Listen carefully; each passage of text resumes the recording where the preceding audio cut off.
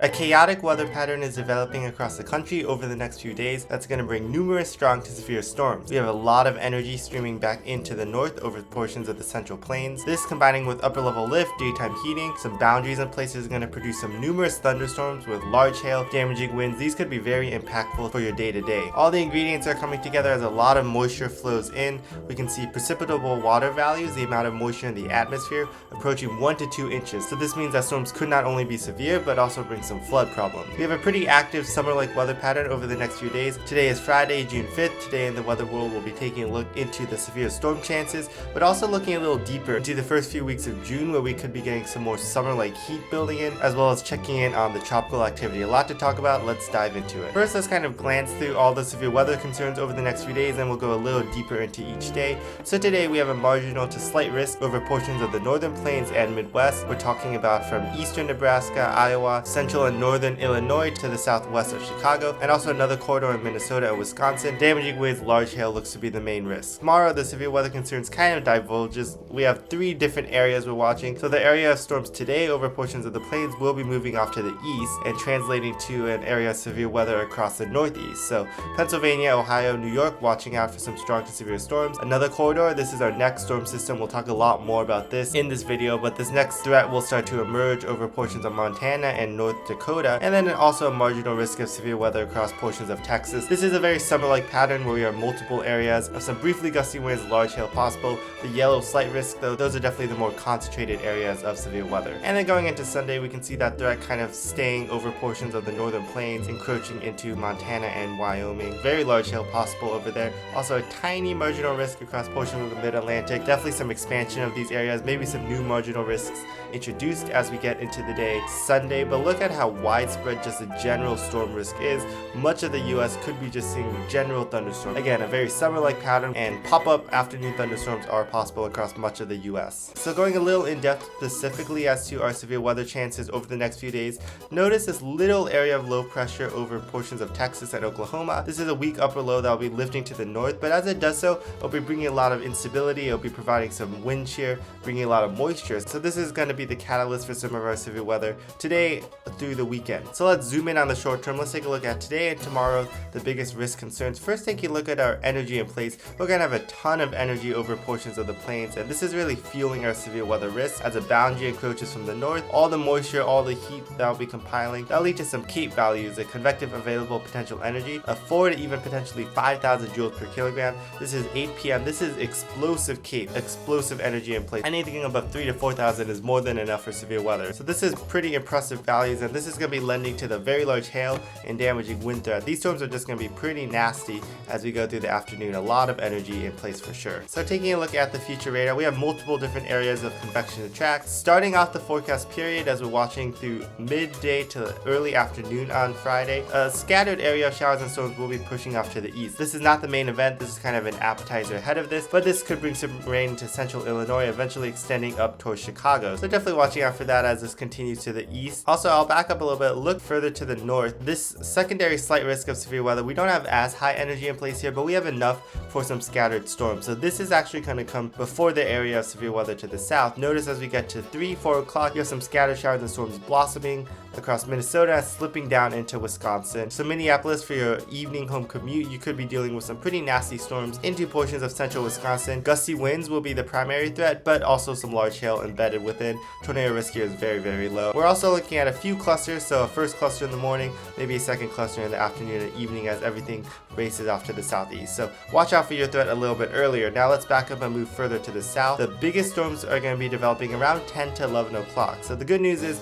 this will be later on into the evening. Hopefully most people will be at home from work to mitigate some of the impacts out on the roads. But Des Moines to Omaha, intense storms will be firing at first, and this is when very large hail, potentially in excess of 2 inches in diameter, and then the damaging gusty winds are possible. This is going to be a very loud night. Definitely prepare for storms as you're going to sleep across this region, and notice how they kind of just just fan out across this whole slight risk, even extending a little bit further to the east. This is because we have a boundary in place to the north, kind of sparking off some of these storms with all that energy in place, and it might take a while for storms to die off. It might not be until after 3 to 4 a.m. that the activity starts to wind down and push further to the east. So definitely some storms there. Backing up again, we have another area to track in the south. The last area is across Texas. No severe weather risk listed, but look at all the rain. We have a lot of rain over Texas, Louisiana, just portions of the southern plains as that upper level low lifts to the north. So expect a wet day from Dallas, Austin, Houston, eventually lifting into Tulsa and Oklahoma. So more wet weather is expected. Let's shift gears now to Saturday. So that now this is the start of your weekend, and we could have some weekend travel impacts, especially across portions of the northeast. These are the leftovers of the storms that impacted the plains Saturday evening with that severe weather risk.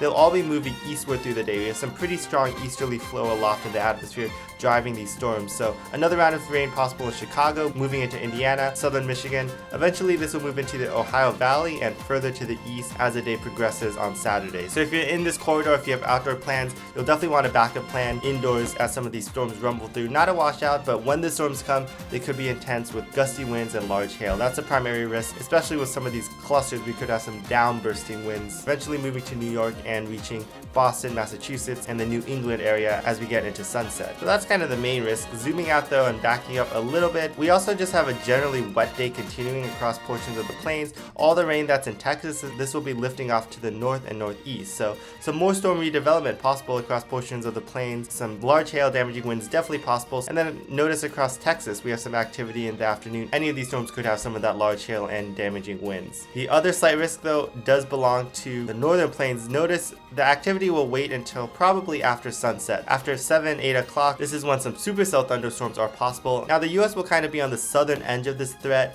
More of the strong storms will be into Canada, but still, if you're in this area north of Miles City, which does include Williston, North Dakota, watch out for some very large hail and damaging winds possible late on Saturday. Hey, we also have a lot of rainfall over the next few days. A lot of tropical moisture being dragged north, so a few areas we're watching for some potential flooding, mainly across Texas and then that second corridor in parts of the plains, Nebraska, Iowa. Even tomorrow though, the flood threat centers continued over North Texas as that area of low pressure and all that rain lifts further to the north. And then on Sunday, the area expands a little bit further to the east. So Arkansas, Missouri, still some flooding rains possible, but we have a pretty broad marginal risk extending all the way from the northern to southern border. So just watching out for localized street flooding. Always remember, turn around, don't drown. And once we get past the next few days, the weather pattern is going to change pretty dramatically, and this is going to shift most of our severe weather concerns to the north and also allow some heat to build in. So this is our little area of low pressure, a little bundle of wind and energy that will be moving through the southern plains, bringing some of our severe weather risk. We also have a pretty strong area of low pressure that will be exiting portions of the northeast. That's been bringing some of the storms and some cooler air. What's going to happen though is our jet stream is really migrating further to the north. This is very typical for summer. Typically in the summer we get big ridges of high pressure in the south. This is what brings our heat waves, and our jet stream really retreats to the north and focuses our severe weather a little further to the north. So some of these brighter colors, this is kind of where the wind energy along our jet stream is. Notice we do have this dip in portions of the northwest. This is bringing some of our severe weather concerns, especially over the plains, northern plains. That's why we have all this wind energy along the jet stream. That's really going to fuel our severe storms. But other than that, for the rest of the US, we're just going to be dry under this high pressure as activity focuses to the north, which is definitely a shift of the weather pattern we've been having the past few weeks. So this is why that Sunday threat of severe weather continues across the northern plains. But not only on Sunday, we actually have some more severe weather concerns in the extended outlook. So this is on Tuesday. We have another 15% chance of severe weather across North Dakota, and then even on Wednesday across portions of the northern plains, extending a little further into Minnesota, Minneapolis, Grand Forks, and Fargo. We're watching out for a preliminary risk of severe weather. Now as we get closer, we'll get a lot more details. This risk I do think will expand a little bit, but considering how far out we are, this is just an early heads up that hey, we're targeting the northern plains for some severe weather over the next few days, so y'all are going to want to be on heightened alert and keep checking back in on the forecast. Now the other thing this weather pattern is going to be doing, not only is it going to be bringing those storms to the north, it's also going to be bringing in a lot of heat. So as the jet stream lifts to the north and the high pressure settles in, this brings really what's going to be our first summertime heat wave of the season this upcoming week. So prepare for some hot temperatures. Now the map I'm showing you here is a heat index, the feels like temperature. So the air temperatures will be a few degrees colder. The problem is we have a lot of humidity in place. Humidity combining with the heat makes it harder to sweat and makes it feel hotter than it even is. So on your day Monday, we could feel as hot as 101 degrees in central Missouri, 101 also in Wichita possible. Tulsa could be approaching, feels feels like temperature 100 degrees. So just widespread upper 90s, 100s possible across this region. And this heat will expand as we go into Tuesday afternoon. It expands a little bit further north and a little bit further to the east with this dome of hot air. So Fargo, we could be in the low 90s, Minneapolis, maybe some rain cool air, but without the storms, we could definitely be approaching 90 degrees. And the pattern generally continues through the rest of the week as everything pushes to the east. St. Louis could be feeling like 102, so very steamy, very hot, potentially dangerously hot. And notice how it's expanding now to portions of Indiana, the Ohio Valley, and portions of the deep south as well with some of this hot air. So here's how it pans out. This is a heat risk map. Over the next few days, moderate heat risk, this orange shade, level 2 out of 4, so not too bad. But when we start seeing that more widespread red area, especially Tuesday, Wednesday, and this is now Thursday,